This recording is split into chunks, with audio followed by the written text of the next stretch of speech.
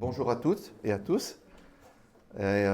J'espère que ce que je vais partager au travers de la parole de Dieu va nous encourager ce matin à adorer le Seigneur. Et pas uniquement adorer le Seigneur juste maintenant, mais avoir une vie d'adoration pendant la semaine aussi. Parce que c'est important que notre foi, elle soit fondée d'une telle manière qu'on puisse adorer le Seigneur tout le temps. Alors, il se trouve que le titre pourrait être trompeur. Avez-vous 10 sur 10? Ça pourrait tout de suite faire penser au mérite. Tu sais, quand on était à l'école, tu sais, est-ce que tu as 10 sur 10? Et je n'ai pas choisi 10 sur 10 au hasard, mais en fait, c'est exactement le contraire. Je m'adresse ce matin à des gens qui ne vont pas essayer d'attraper la faveur de Dieu par leur mérite. Les textes que je vais citer ont été écrits par l'apôtre Paul pour répondre précisément à des gens qui pensaient que c'était avec le mérite qu'on pouvait devenir un bon disciple. Alors c'est tout le contraire, hein. Ce n'est pas par le mérite, et Paul va développer cela au travers d'un texte. Alors les responsables spirituels de cette église m'ont donné deux textes qui en fait se répondent dans la lettre de Paul aux Romains, chapitre 4, versets 1 à 3, et puis ensuite un peu plus loin dans le passage versets 18 à 25. Je vais les lire.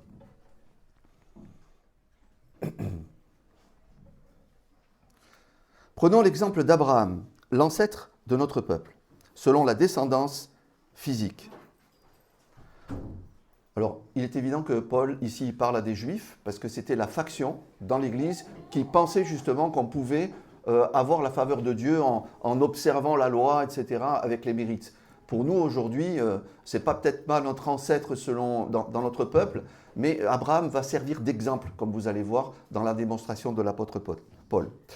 Donc, prenons l'exemple d'Abraham, l'ancêtre de notre peuple, selon la descendance physique. Que pouvons-nous dire à son sujet? Quelle a été son expérience? Il a été déclaré juste en raison de ce qu'il a... S'il a été déclaré juste en raison de ce qu'il a fait, alors certes, il peut se vanter. Mais ce n'est pas ainsi que Dieu voit la chose. En effet, que dit l'Écriture? Abraham a eu confiance en Dieu, et Dieu, en portant sa foi à son crédit, l'a déclaré juste. Premier texte, Dieu a porté sa foi à son crédit, c'est moi qui ai souligné. D'autres versions ont imputé, il a imputé sa foi à la justice qu'il n'avait pas. C'est une autre manière. J'ai choisi ici la version Summer qui est plus proche de notre langage de tous les jours. Et puis la suite. Alors que tout lui interdisait d'espérer, il a espéré et il a cru. On parle toujours d'Abraham. Ainsi, il est devenu le père d'une multitude de peuples, conformément à ce que Dieu lui avait dit, ta descendance sera nombreuse. Il considéra son corps qui était comme mort, et il avait presque 100 ans, et celui de Sarah qui ne pouvait plus donner la vie, et sa foi ne faiblit pas. Au contraire, loin de mettre en doute la promesse et de refuser de croire, il trouva sa force dans la foi, en reconnaissant la grandeur de Dieu et en étant absolument persuadé que Dieu est capable d'accomplir ce qu'il a promis. C'est pourquoi Dieu l'a déclaré juste en portant sa foi à son crédit. Or, si cette parole, Dieu a porté sa foi à son crédit, a été consignée dans l'Écriture, ce n'est pas seulement pour Abraham, elle nous concerne nous aussi, car la foi sera aussi portée à notre crédit, à nous qui plaçons notre confiance en celui qui a ressuscité des morts, Jésus notre Seigneur. Il a été livré pour nos fautes et Dieu l'a ressuscité pour que nous soyons déclarés justes. Jusque-là, la lecture de la parole de Dieu. Et je vais tenter une explication de ces textes qui sont très profonds. Alors voilà le plan que je vous propose. On va voir d'abord le cas d'Abraham. On va voir d'abord le cas d'Abraham. Et ensuite, on va voir comment ce cas ça peut s'appliquer à nous, notamment au travers de la doctrine de la justification. On va voir ça. Et puis, en conclusion, quelques applications pratiques. Voilà, c'est tout simple. Mais on va voir d'abord le cas d'Abraham.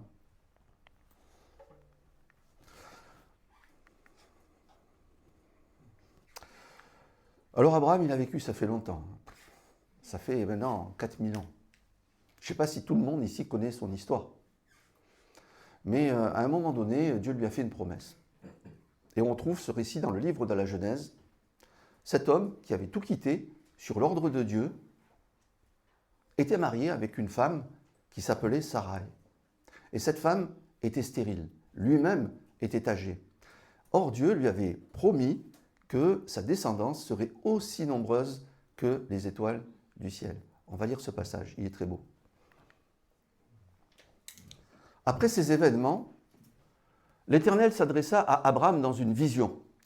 Ne crains rien, Abraham, lui dit l'Éternel, je suis ton protecteur et ta récompense sera très grande. Abraham répondit, Éternel Dieu, que me donnerais-tu? Je n'ai pas d'enfant, et c'est Eliezer de Damas qui héritera tous mes biens. Tu ne m'as pas donné de descendance, poursuivit-il, et c'est un serviteur attaché à mon service qui sera mon héritier. Alors l'Éternel lui parla en ces termes. Non, cet homme-là ne sera pas ton héritier. C'est celui qui naîtra de toi, qui héritera de toi. Puis Dieu le fit sortir de sa tente et lui dit, contemple le ciel et compte les étoiles, si tu en es capable. Et il ajouta, tes descendants seront aussi nombreux qu'elle.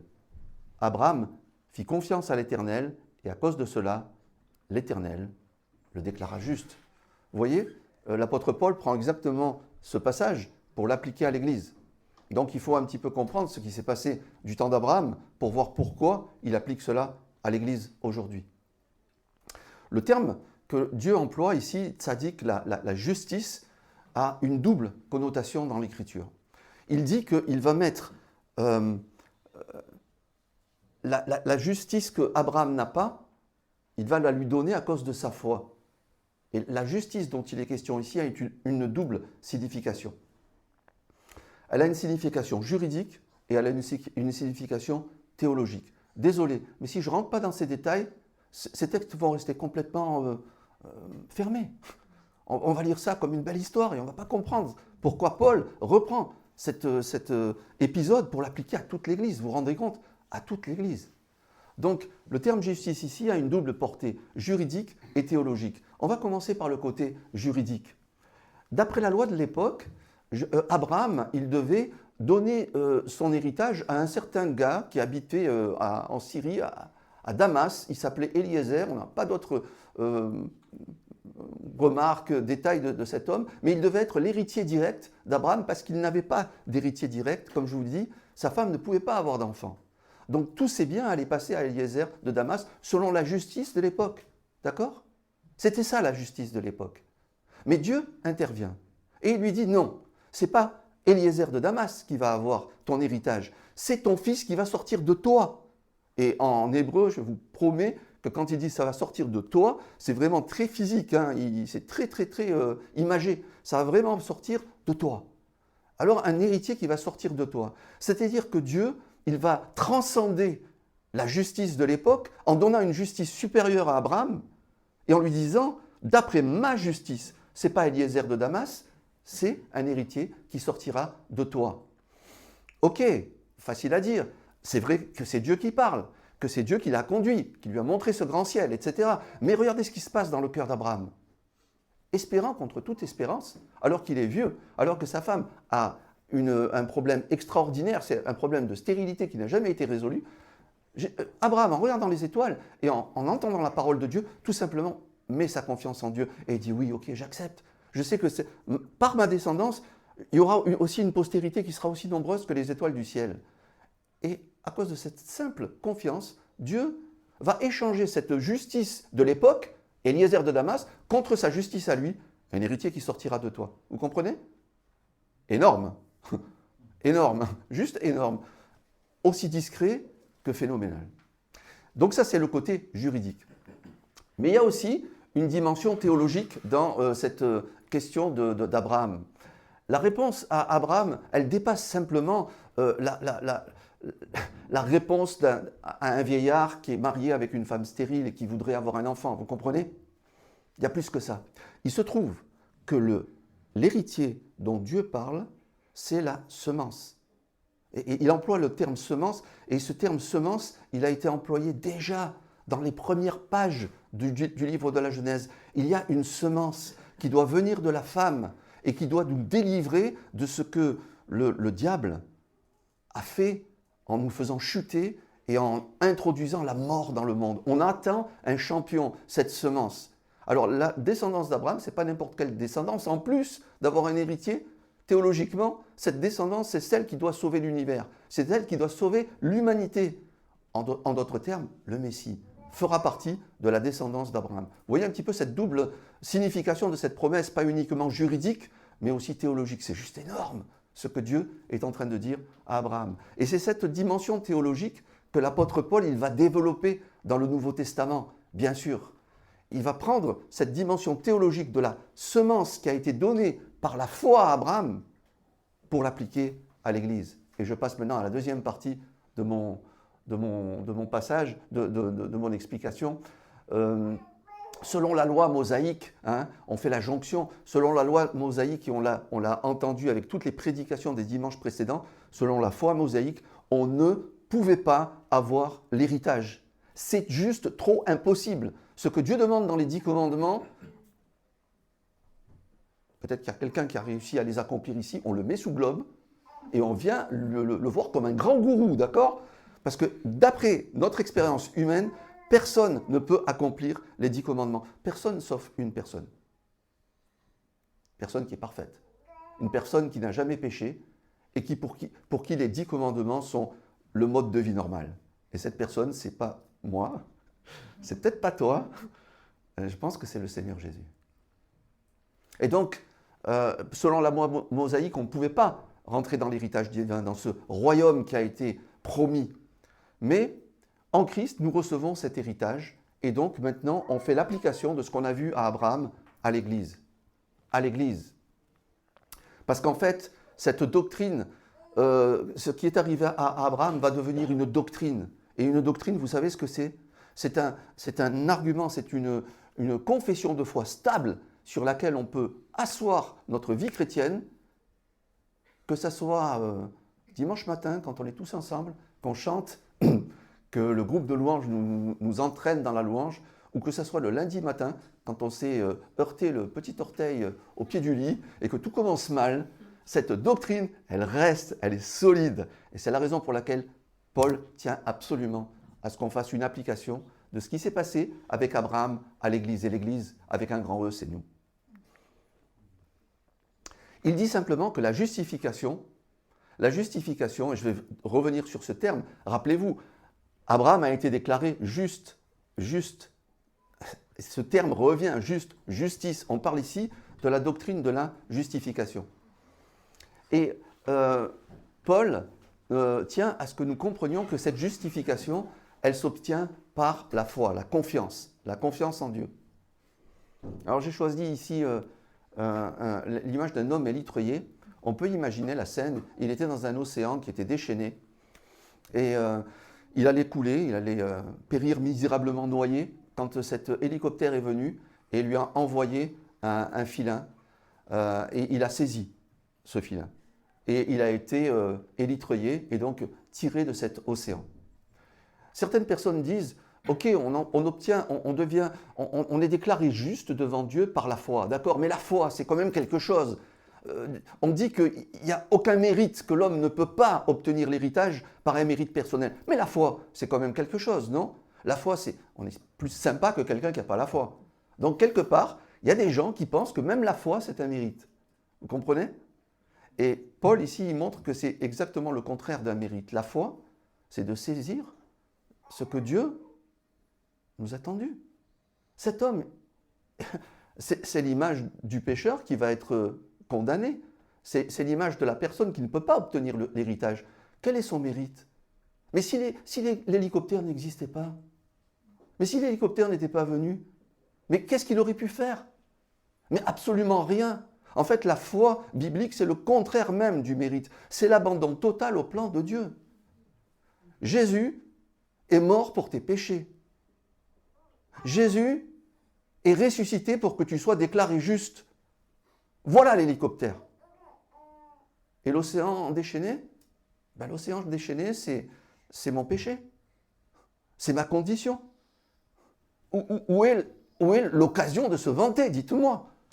Le fait d'avoir saisi ce filin et de m'être laissé sauver par celui qui avait un plan extraordinaire.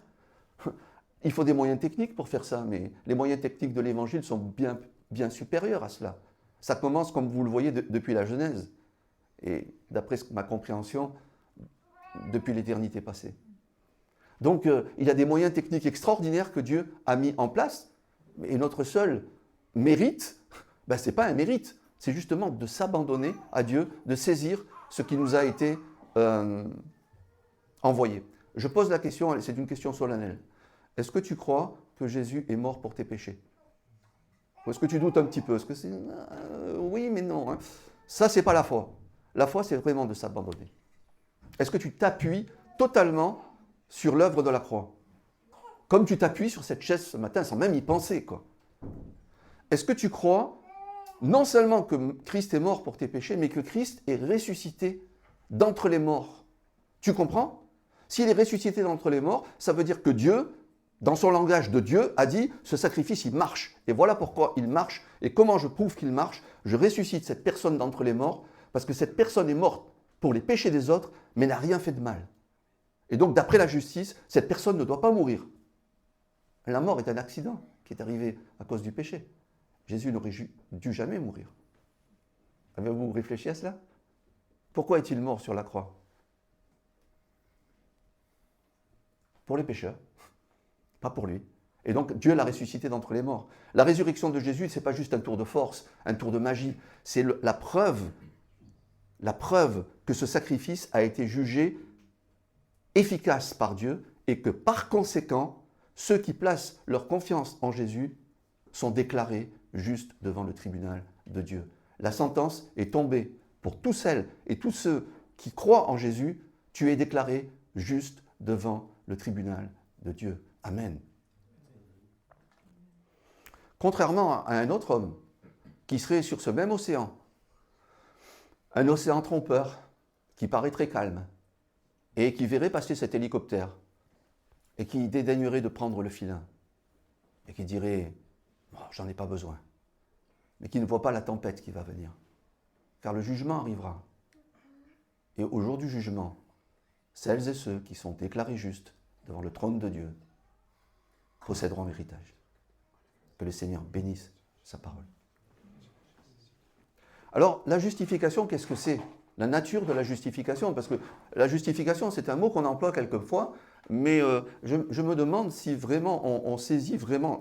D'abord, c'est une déclaration juridique. On est déclaré juste devant le tribunal de Dieu.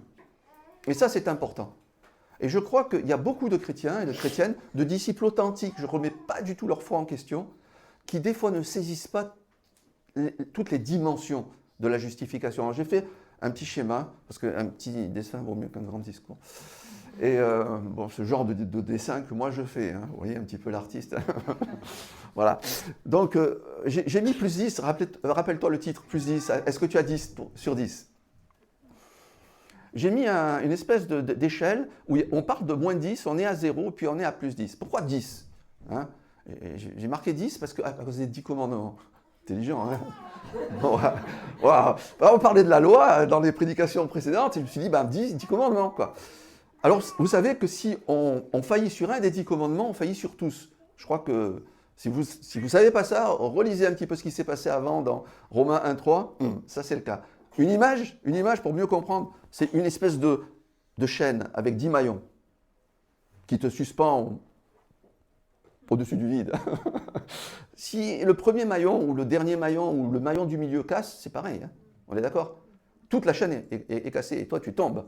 Voilà. Donc j'ai été à la synagogue ou à la mosquée ou à l'église ou je ne sais pas trop quoi, j'ai toujours prié, tout ça, j'ai fait tout ça. Et puis j'arrive au 10e commandement, tu ne convoiteras pas, et là, paf, je me prends un râteau terrible. Parce que je me aperçois que toute la loi, elle est spirituelle, elle a une portée vraiment spirituelle et que ce n'est pas parce que je n'ai pas tué que je ne suis pas un meurtrier. Jésus le dit. Hein. Si tu crois, si tu as entendu, tu ne commettras pas de meurtre. Mais si tu t'es mis en colère contre quelqu'un, je me rappelle maintenant du gars qui m'a fait une queue de poisson, et je ne suis pas descendu de ma voiture parce qu'il y a un petit ictus derrière. Enfin, je ne l'ai pas mis moi personnellement parce qu'on ne sait jamais, je suis Marseillais. Alors Eh ben voilà, donc je suis un meurtrier, ça veut dire. Je suis un meurtrier. Ben oui, tu as les pulsions du meurtre. Oh, mince. Donc Dieu va me juger non pas uniquement par mes actes, mais aussi par mes pensées. Je suis mort. Je suis mort. Les 10 commandements, là, je crois que les 10, ils ont cassé. Voilà, vous voyez, c'est une petite démonstration que Jésus fait sur le sermon. dans le Sermon sur la montagne, mais qui est extrêmement importante pour nous. Il dit que la pensée même du mal, c'est le mal. On est tous morts, quoi. Et c'est la raison pour laquelle on a tous moins 10 devant Dieu, devant le trône de Dieu. Mais, l'hélicoptère, mais Jésus, et voilà ce qui se passe, c'est que la première des choses qui se passe, c'est que Dieu pardonne nos péchés. Et là, je suis sûr et certain que la plupart des disciples de Jésus-Christ ont compris cette vérité. Nous sommes pardonnés parce que Jésus est mort pour nos péchés. Et donc, on arrive au point 0. Point 0, c'est déjà pas mal. Ouais, on était à moins 10. Mais c'est jamais que le point 0. Ça me rappelle l'histoire de cet ex-tolard qui a fait de la prison et qui se présente devant un employeur. Et quand il demande du travail, on regarde son CV et puis on regarde son casier judiciaire. On lui dit « Ah, vous avez les compétences ?» Oui, effectivement. Écoutez, on vous rappellera. Parce que tu es juste un ex-tolard qui a purgé sa peine. Et combien d'entre nous, nous nous adressons à Dieu comme des ex-tolards qui avons purgé notre peine à plat ventre, devant un Dieu terrible. Oui, nous sommes pécheurs et tu nous as pardonnés. Oh Seigneur, merci pour le pardon des péchés. Et cette terrible culpabilité qui continue de me suivre dans ma vie chrétienne et qui m'empêche d'avancer. Je ne dis pas qu'elle est mauvaise, et j'en parlerai tout à l'heure, il y a une culpabilité qui est bonne, mais celle-là, elle n'est pas bonne. Elle est asservissante. Elle fait de nous, elle continue de faire de nous des petits esclaves. Regardez, la justification va plus loin. Dieu non seulement pardonne nos péchés, mais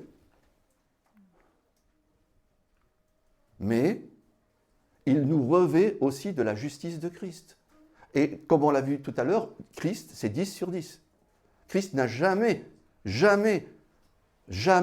rompu aucun des 10 commandements. Il a 10 sur 10 devant le trône de Dieu. Et donc, si j'étais un oriental, je serais venu avec une chemise toute noire, et là, j'aurais demandé à quelqu'un, et je l'aurais enlevé devant tout le monde, qu'il me mette une chemise blanche, pour que tout le monde comprenne ce qui se passe à la conversion. Je ne suis pas uniquement torse nu. Point 0. Je suis revêtu des habits de Christ devant le trône de Dieu. Est-ce que vous voyez la différence? Est-ce que nous voyons la différence? Abraham a cru, et ce qu'il n'avait pas, cette justice qu'il n'avait pas, lui a été donnée par la foi. C'est quelque chose d'énorme. C'est tellement énorme qu'on reste souvent au point 0 et on n'ose pas penser à plus 10. Mais ce matin, j'ai envie de te dire, si tu crois en Jésus-Christ, mon frère, ma sœur, tu as plus 10. Tu as 10 sur 10. Ça change les choses. Que tu sois édifié, fortifié, que le Seigneur vraiment t'aide à adorer le Seigneur de tout ton cœur. Tu vois, cet escalier, c'est trois marches. J'ai rencontré un jour un missionnaire qui travaillait en Afrique et il m'a dit quelque chose qui est resté dans ma tête. Il m'a dit, en Afrique, il y a des églises immenses. Il y a des conversions, il y a des baptêmes par centaines, etc. Mais la foi des églises, souvent en Afrique, est très fine et fragile. Et pourtant, la louange est extrêmement forte et tout ça. Et puis, il y a la foi de la plupart de ces fidèles qui viennent à l'église. Et puis, il y a une marche. Et là, on a les théologiens africains. Et attention, on ne plaisante pas. Hein. C'est des docteurs. Ils écrivent des bouquins. Alors, on a vraiment le croyant lambda et puis, la marche du théologien qui écrit des bouquins qu'on lit aujourd'hui. Et cette personne me disait, je pense qu'en Afrique, il faudrait construire une marche intermédiaire entre cette première marche et la marche de ces théologiens. Et cette marche intermédiaire s'appelle la doctrine de la justification.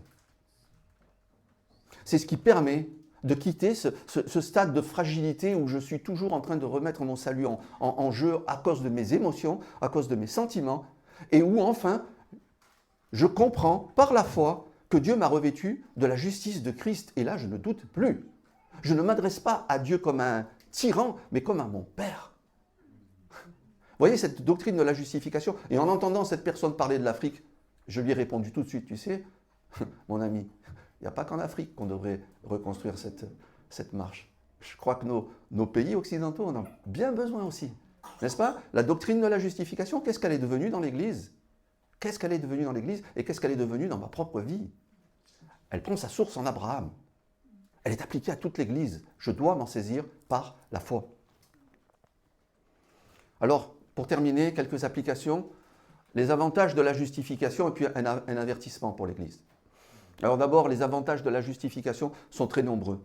J'en ai parlé tout à l'heure et je ne vais pas les mettre par exhaustif, je vais juste en citer deux, mais pour moi le plus grand de tous, c'est quand je me présenterai devant le trône de Dieu, 10 sur 10. Voilà, c'est tellement important, n'est-ce pas? Ça, c'est la chose la plus importante. Mais il y a aussi des déclinaisons pratiques pour aujourd'hui. Par exemple, le Saint-Esprit. Le Saint-Esprit, on en parle peu, hein? Je crois qu'il y a quelqu'un qui a écrit le Dieu oublié, il n'a pas tort. Hein? La troisième personne de la Trinité, mais qu'est-ce qu'elle n'est pas mentionnée? Le Saint-Esprit, le Saint-Esprit. Mais bien sûr, comment voulez-vous que le Saint-Esprit vienne dans le cœur de quelqu'un qui n'est pas justifié? Nous l'appelons bien le Saint-Esprit. Il ne peut pas faire de toi un temple si ce temple n'a pas été justifié. Donc la doctrine de la justification est essentielle pour la venue du Saint-Esprit. Le Saint-Esprit n'attend que cela. Mais le Saint-Esprit ne va pas venir n'importe où. Hein. C'est le Saint-Esprit. Et vous n'avez pas reçu un esprit d'esclavage pour être encore dans la crainte, mais vous avez reçu un esprit d'adoption par lequel nous crions Abba, c'est-à-dire Père. L'Esprit lui-même rend témoignage à notre esprit que nous sommes enfants de Dieu. Or, si nous sommes enfants, nous sommes aussi héritiers. Et héritiers, ce sont ceux qui ont été justifiés, qui sont héritiers. Héritiers de Dieu et co-héritiers de Christ, ah voilà, 10 sur 10, parce que Christ a 10 sur 10. Si toutefois nous souffrons avec lui, afin de prendre aussi part à sa gloire. Le Saint-Esprit. Le Saint-Esprit qui fait de nous des enfants de Dieu. Et qui n'est donné qu'aux personnes qui ont été justifiées. Alors, ça arrive peut-être au même moment théologique, c'est-à-dire au moment de la conversion, très rapidement, mais au niveau chronologique, il y a quand même 2 étapes. On est justifié et le Saint-Esprit vient dans le cœur. Et puis je pense aussi à une assurance spirituelle sans précédent que nous devrions tous avoir, toutes et tous avoir, c'est-à-dire, nous avons étudié Hébreu, ça n'est pas trop longtemps, approchons-nous donc avec assurance du trône de la grâce afin d'obtenir compassion et de nous faire grâce pour être secourus au moment opportun. Pourquoi est-ce que nous pouvons nous approcher du trône de la grâce avec assurance? Pas parce qu'on a la méthode Coué. Ah, j'ai de l'assurance. Non, c'est pas ça, c'est parce que c'est un statut qui ne va pas changer. On a été déclaré juste. Et donc si on va être déclaré juste au dernier jour devant le trône de Dieu, mais pourquoi ne pas en profiter maintenant? Spirituellement, nous pouvons nous approcher par l'Esprit Saint du trône de Dieu avec assurance. Parce que tu as été déclaré juste. Et donc, approche-toi du trône de Dieu. Et là, il y a une assurance spirituelle sans précédent, mais le ciel de la prière qui s'ouvre devant toi. Mais profites-en et éclate-toi avec le Seigneur, il est bon. C'est bien d'être dans sa présence. Je suis trop content d'être chrétien. Des fois, il y a des moments difficiles. Mais le contact avec Dieu, le contact avec mon Seigneur, mais moi, j'échangerai ça pour rien au monde. C'est tellement génial. Mais pourquoi s'en priver? Je m'en prive. Pourquoi? À cause de cette marche souvent qui manque entre j'ai été pardonné et puis les grands théologiens. J'ai été justifié. J'ai été déclaré juste par Jésus-Christ. Et donc, je m'approche avec assurance du trône de la gloire, du trône de la grâce. Et puis, toujours dans les applications pratiques, un avertissement à l'Église. Ah, nous avons là un portrait de Martin Luther, n'est-ce pas? Le doigt sur la Bible, qui est en train de parler au péril de sa vie et d'expliquer la doctrine de la justification devant un tribunal religieux en disant « Et si je dois être brûlé, ben je le serai ». Donc, vous voyez à quel point cette doctrine est importante pour l'Église. Hein? Il n'a pas l'air de plaisanter. Hein? La justification, la régénération, la sanctification, tout ça, c'est souvent bien confondu dans nos têtes, n'est-ce pas? Et il y a un avertissement qu'a rappelé, je trouve, le mouvement réformé au XVIe siècle et qu'il est bon de se rappeler aujourd'hui. C'est que c'est parce que nous sommes justifiés que nous pouvons vivre une vie sainte. La justification précède la vie de sanctification. Il ne faut pas tout mélanger, n'est-ce pas?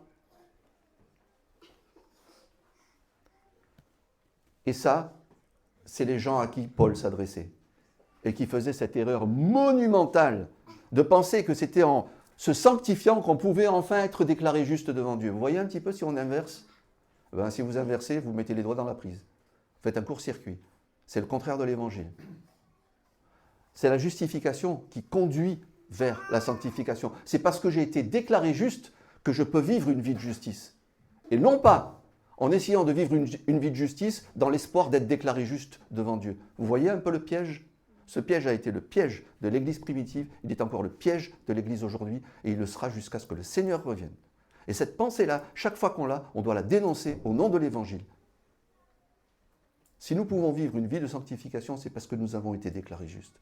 Sur ce statut, j'ai l'assurance de pouvoir progresser grâce au Saint-Esprit, de progrès en progrès. Et là, quand le Saint-Esprit me reprend, cette culpabilité-là, je ne la refuse pas, je l'accepte. Parce que je sais que ça ne remet pas mon statut de justifiant en jeu. Je sais que c'est parce que je suis justifié que Dieu me traite non pas comme un bâtard, mais comme un fils. Certains théologiens catholiques traditionnels, tels que Ludwig Ott, tendent à amalgamer des passages du Nouveau Testament traitant de réalités distinctes de la vie chrétienne. Ils confondent ainsi la justification, je m'adresse à tous les enseignants ici, acte juridique extérieur, avec la régénération, œuvre intérieure de Dieu, la sanctification, processus postérieur à la justification, les dons spirituels distribués selon la volonté de l'Esprit d'après la justification, ou encore la récompense éternelle liée à la fidélité du croyant. Regrouper ces éléments sous la seule catégorie de justification engendre une confusion doctrinale majeure, nous dit Wayne Grudem. Si vous n'avez pas ce livre, achetez-le, c'est un livre qui est gros, il est coûteux, mais franchement, il est solide. Il est solide, il faut l'avoir dans sa bibliothèque. Théologie systématique. Vous comprenez? En mélangeant tout, si vous allez dans la doctrine catholique romaine, on va vous dire que la justification, la régénération, c'est la même chose. Tout est mêlé. C'est pas vrai. On est d'abord justifié et ensuite on est régénéré. Certains mouvements charismatiques extrêmes disent on croit d'abord en Jésus et après on doit recevoir l'expérience du machin chouette. Souvent c'est le parler en langue, etc. C'est faux. C'est pas à ce moment-là qu'on est régénéré. On est régénéré quand on croit en Jésus. La justification engendre la régénération. Il ne faut pas la placer après comme une deuxième expérience. Ou au contraire de certains calvinistes qui sont extrêmes et qui placent la régénération avant la justification. Faute, faux, c'est une erreur théologique majeure. On doit d'abord être justifié pour que l'Esprit vienne séjourner dans notre cœur et faire de nous le temple du Saint-Esprit. Remettons les choses en place. Il n'y a pas que Martin Luther qui devrait parler aujourd'hui de ces choses. Vous comprenez? C'est important pour l'Église. Je termine avec cette citation. Regardez à quel point cette doctrine est importante et à quel point je vous demande de vous en saisir ce matin. Si nous confondons la justification avec la régénération ou la sanctification, la porte est ouverte à la perversion de l'Évangile dans son cœur même. La pureté de l'Évangile est étroitement liée à la reconnaissance de cette distinction. La justification reste l'article de foi avec lequel l'Église demeure ou périt. John Murray dans Accomplished and Applied. Parole solennelle que je vous demande de vous approprier ce matin, et nous allons prendre maintenant le repas du Seigneur. Je voudrais lier ce repas du Seigneur avec la doctrine de la justification. Le Christ est mort pour nos péchés et il est ressuscité pour notre justification. Nous allons prendre ce matin ces éléments, non pas uniquement pour nous rappeler que nous avons été pardonnés, mais aussi pour nous rappeler que nous avons été justifiés. Et peut-être pendant que les éléments passent, je ne sais pas ce que tu as prévu, Laurie, si c'est un moment de silence ou de la musique. Hein, c'est moi. Ok, bon, voilà. Ok, je vais prier. Seigneur, nous voulons nous souvenir de cette extrême reconnaissance que nous te devons. Cet hélicoptère, cet élitreillage de cet océan déchaîné. Merci Seigneur pour tous ces moyens que nous comprenons des fois petit à petit, mais par la foi, tu ne nous as pas empêchés de grandir. Et aujourd'hui, Seigneur, nous voulons nous approprier ces vêtements de justice que tu nous distribues avec beaucoup de générosité.